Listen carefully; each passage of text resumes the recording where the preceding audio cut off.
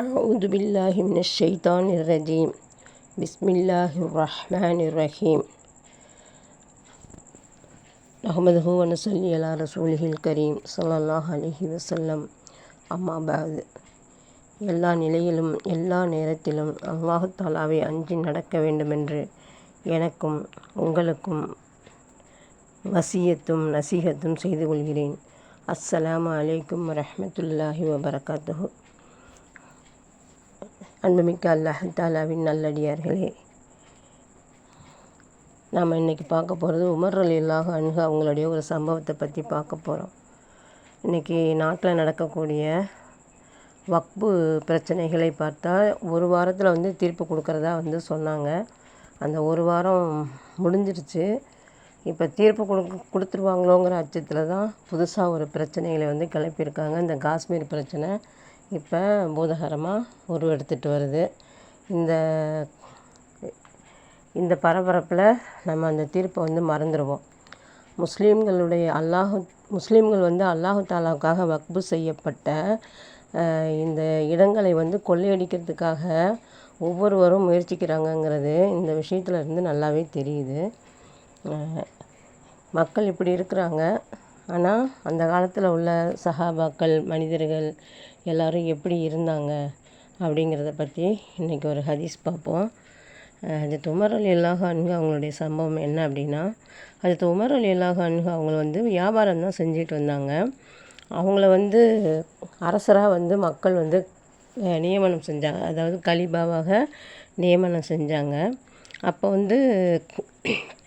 அந்த உமர் ரலியல்லாஹு அன்ஹு அவங்க அந்த மதீனா நகர் மக்களை எல்லாத்தையும் ஒன்று கூட்டி சொல்கிறாங்க, நான் வியாபாரம் செஞ்சுக்கிட்டு இருந்தேன். இப்போ நீங்கள் என்ன இந்த ஊருக்கு என்னை அரசராக ஆக்கிட்டீங்க, இந்த கலீஃபாவாக ஆக்கிட்டீங்க.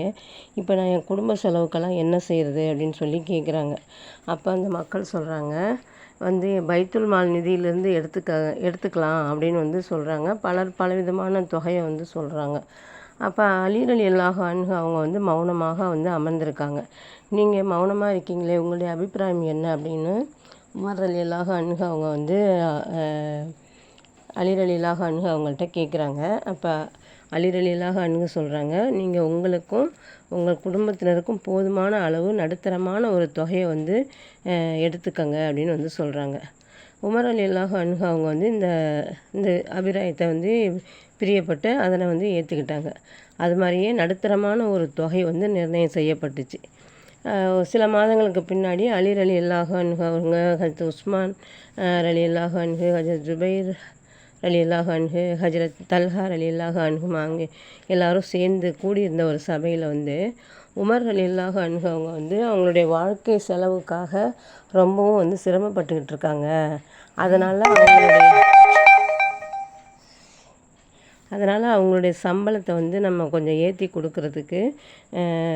கொடுக்கணும். ஆனால் அவங்கக்கிட்ட போய் எப்படி சொல்கிறது அப்படின்னு மக்கள் பேசிக்கிறாங்க. அப்போ உமர் ரலியல்லாஹு அன்ஹு அவங்க சொல்கிறாங்க, நம்மலாம் சொல்ல முடியாது அவங்கள்ட்ட. அவங்களுடைய இருக்கிறாங்க இல்லையா, நம்ம நபி அவங்களுடைய மனைவி ஹப்ஸா ரலியல்லாஹு அன்ஹா அவங்கக்கிட்ட போய் விஷயத்தை சொல்லி அவங்க மூலமாக உமர் ரலியல்லாஹு அன்ஹு அவங்கள்ட்ட நம்ம சம்பளத்தை உயர்த்தி கொடுக்கறதுக்கு அனுமதி கேட்கலாம், அவங்களுடைய அபிப்பிராயத்தையும் நம்ம தெரிஞ்சுக்கலாம் அப்படின்னு சொல்லிட்டு ஹப்ஸா ரலியல்லாஹு அன்ஹா அவங்கக்கிட்ட சொல்லி கேட்குறாங்க. அதோட எங்களுடைய பேரெல்லாம் சொல்லிடாதீங்க, நாங்கள் தான் சொன்னோன்னு எங்கள் பேரெல்லாம் சொல்லிடாதீங்கன்னு சொல்லி அனுப்புகிறாங்க. அன்னை ஹப்ஸா ரலியல்லாஹு அன்ஹு அவங்க என்ன செய்கிறாங்க, அது உமர் ரலியல்லாஹு அன்ஹு அவங்கள்ட்ட இந்த விஷயத்தை பற்றி சொல்லி கேட்குறாங்க. அப்போ அவங்க ரொம்ப கோவப்படுறாங்க. இன்றைக்கி நம்மளுக்கு சம்பளத்தை அதிகமாக கொடுக்கணும்னு சொல்லி நம்ம பலவித போராட்டங்கள்லாம் பண்ணுறோம். ஆனால் உமர் ரலியல்லாஹு அன்ஹு அவங்களுக்கு அதிகமாக சம்பளத்தை கொடுக்கணும்னு சொல்கிறதுக்கு எல்லாருமே பயந்தாங்க. அப்போ அவங்க இந்த விஷயத்த சொன்ன உடனே அவங்க ரொம்ப கோவப்பட்டாங்க. இதை யார் சொன்னது அப்படின்னு சொல்லி கேட்குறாங்க. அப்போ ஹப்ஸா ரலியல்லாஹு அன்ஹு அவங்க சொல்கிறாங்க, நீங்கள் முதல்ல உங்களுடைய அபிப்பிராயத்தை சொல்லுங்கள், அதுக்கப்புறமா நான் சொல்கிறேன் அப்படின்னு சொல்கிறாங்க. அப்போ அவங்க சொல்கிறாங்க, உமர் ரலியல்லாஹு அன்ஹு சொல்கிறாங்க, இந்த மாதிரி சொன்னவங்களுடைய பெயர் மட்டும் எனக்கு தெரிஞ்சால் அவங்களுடைய முகத்தையே நான் மாற்றிடுவேன். அப்படி வந்து அவங்களுடைய அடையாளம், அவங்கள வந்து நான் சண்டை போடுவேன் அவங்கக்கிட்ட, அவங்கள அடிப்பேன் அப்படிங்கிற மாதிரி அவங்களுக்கு கடுமையான தண்டனையை வந்து நான் கொடுப்பேன் அப்படிங்கிற மாதிரி சொல்கிறாங்க. அப்போ சொல்லிட்டு சொல்கிறாங்க, ஹப்சாவே நீ வந்து நீயே சொல்லு, ரசூலுல்லாஹி ஸல்லல்லாஹு அலைஹி வஸல்லம் அவங்களுடைய மிக உயர்ந்த ஒரு ஆடையாக உன்னுடைய வீட்டில் எது இருந்துச்சுன்னு சொல்லி கேட்குறாங்க. அப்போ ஹப்ஸா ரலியல்லாஹு அன்ஹா அவங்க சொல்கிறாங்க, காவி நிறத்தினால 2 ஆடை மட்டும்தான் இருந்துச்சு. அதை நபி ஸல்லல்லாஹு அலைஹி வஸல்லம் அவங்க வந்து ஜும்மாவுடைய நாளிலும் வெளியூர் தூதுக்குழுவினர் வரக்கூடிய நேரங்கள்லேயும் அணிஞ்சுக்கிடுவாங்கன்னு சொல்லி ஹப்ஸா ரலியல்லாஹு அன்ஹா அவங்க வந்து பதில் சொல்கிறாங்க.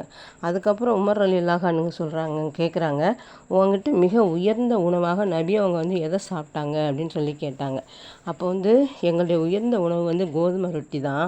ஒரு தடவை நாங்கள் சூடான ரொட்டி மேலே நெய் டப்பாவின் அடியில் ஒட்டியிருந்ததை எடுத்து தடவி நபி அவங்களுக்கு சாப்பிட கொடுத்த போது அதை அவங்களும் சுவைச்சு சாப்பிட்டு மற்றவங்களுக்கும் சாப்பிட கொடுத்தாங்க அப்படின்னு சொல்லி ஹப்ஸா ரலியல்லாஹு அன்ஹா வந்து சொல்கிறாங்க.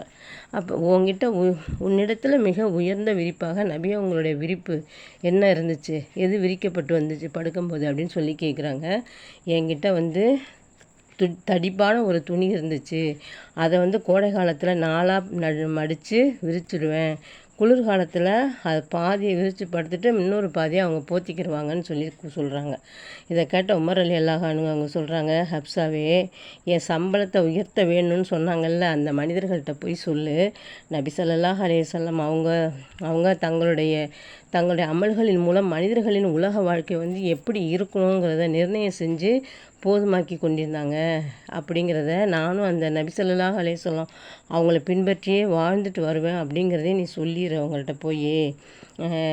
ஹப்ஸா, எனக்கு முன் சென்று விட்ட என்னுடைய நண்பர்களாகிய நபி ஸல்லல்லாஹு அலைஹி வஸல்லம், அபூபக்கர் ரலியல்லாஹு அன்ஹு இருவருக்கும் உதாரணம் ஒரே பாதையில் சென்ற 3 மனிதர்களை போன்றதாகும். முதல் மனிதர் வந்து வழி சாதத்தை எடுத்துகிட்டு போய் பிரயாணம் செஞ்சு தான் நாடிய இடத்த போய் அடைஞ்சிட்டாங்க. 2ஆம் அவர் வந்து முதல் மனிதரை பின்பற்றி அதே வழியில் போய் அவங்க சென்ற இடத்தை வந்து அடைஞ்சிட்டாங்க. பிறகு 3ஆவது ஆளும் அந்த வழியில் செல்ல ஆரம்பிச்சிருக்கார். அதாவது உமர் ரலியல்லாஹு அன்ஹு பற்றி சொல்கிறாங்க. அப்போ அவங்களுடைய வழியை பின்பற்றி போனால் தான் அவங்களோட போய் நான் சேர முடியும், இல்லாட்டினா அவங்களோட போய் நான் சேரவே முடியாது அப்படின்னு வந்து அவங்க சொல்கிறாங்க. அப்போ உலக அரசர்கள்லாம் யாருடைய பேச்சை கேட்டு பயந்து நடுங்கிட்டு இருந்தார்களோ அந்த மனிதருடைய நிலை இது. எந்த அளவு அவங்க பற்றற்ற வாழ்க்கையை வந்து வாழ்ந்திருக்காங்க அப்படிங்கிறத நம்ம வந்து அந்த சம்பவம் வந்து நம்மளுக்கு நினைவூட்டுது. நம்மளும் வந்து அதை பற்றி சிந்திச்சு பார்க்கணும். ஒரு தடவை உமர் ரலியல்லாஹு அன்ஹு அவங்க வந்து குத்பா பிரசங்கம் செஞ்சுக்கிட்டு இருக்காங்க. அப்போ அவங்க அணிஞ்சிருந்த ஆடையில் 12 ஒட்டுகள் போடப்பட்டிருந்துச்சு. எப்படி இருக்கும் பார்த்தீங்களா? அஸ்ஸலாமு அலைக்கும் ரஹ்மத்துல்லாஹி.